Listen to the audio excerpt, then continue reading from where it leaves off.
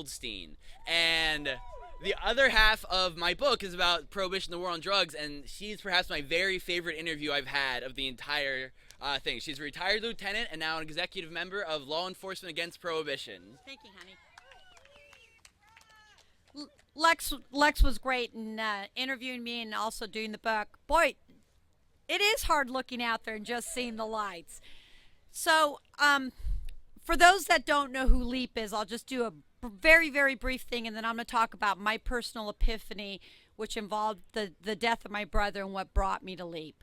So Law Enforcement Against Prohibition is a nonprofit organization that was set up specifically by 5 police officers, 1 active duty Canadian police officer and 4 retired American police officers who spent a career fighting the drug war and recognized that it was the single worst policy behind slavery in America.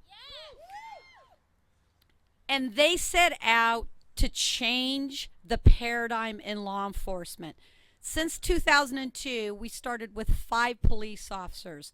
In 2015, we have over 5,000 current, former, and retired criminal justice professionals, but not just in the United States, but in Canada, Brazil, Costa Rica, Germany, the United Kingdom.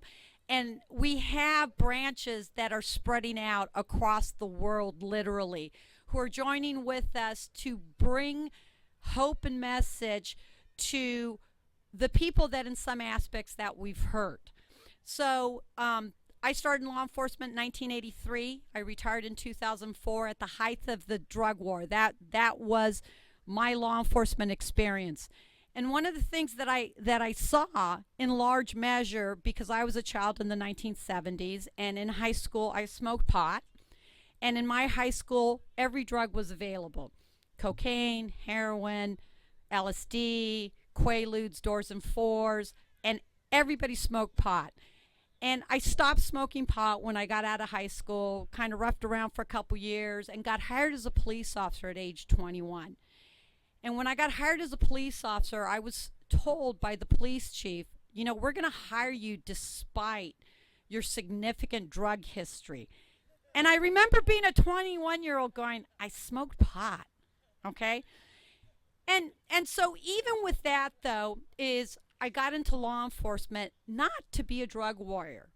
I got into law enforcement to really try to make a difference in my life, and not just my life, but in other people's lives in my community. And I worked gangs, I worked narcotics, and the best, most important 4 years of my career was working as a school resource officer with kids that as zero tolerance policies increased during this horrible ramp up into the drug war, is I saw that I no longer had discretion.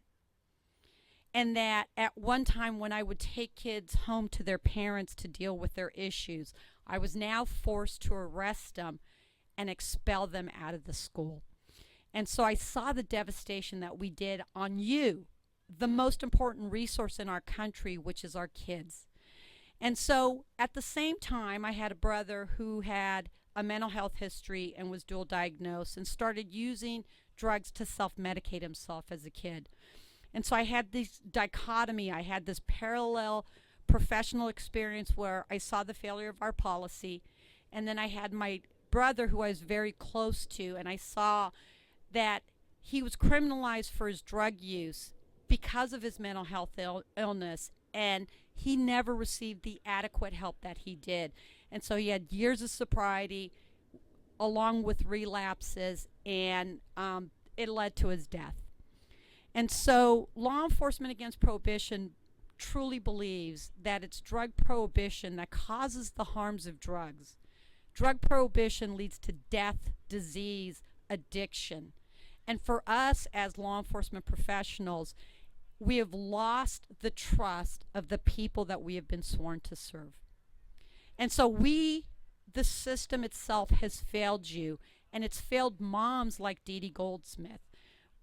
I currently work as a steering committee of a group of moms called Moms United to End the War on Drugs. And it's moms, it's your moms, it's your parents who have lost kids to the devastation of the drug war, and either through death or incarceration. And so I stand with Dee Dee, and I stand with you to end the failure of this policy that has ruined our country. And you know what? Emmanuel and Dan Safe is right. If we don't make our voices heard, but if you don't make your voices heard, and if your parents don't make their voices heard, we're not going to do it. And so LEAP needs your help. We need you to support us in our mission to end the drug war. And it's really critical for me to really say that part of what I do is turning grief into activism. It's the loss of my brother, and it's my mom lives with me, and when we lost my brother, I saw the pain and the horrific trauma that she went through.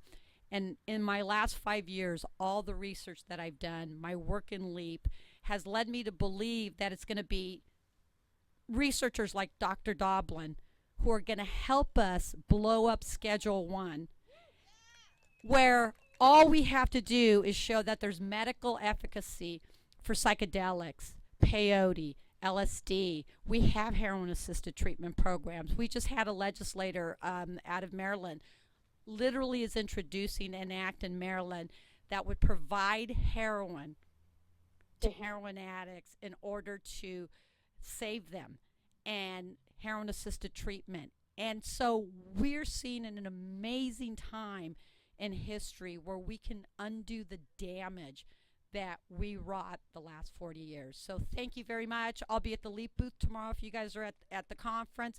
Come by, say hi, get on our email list, because we have at this point over 150,000 community supporters, not just over 5,000 cops, DAs, and every other spectrum of the criminal justice system who says, cops say legalize drugs, ask us why.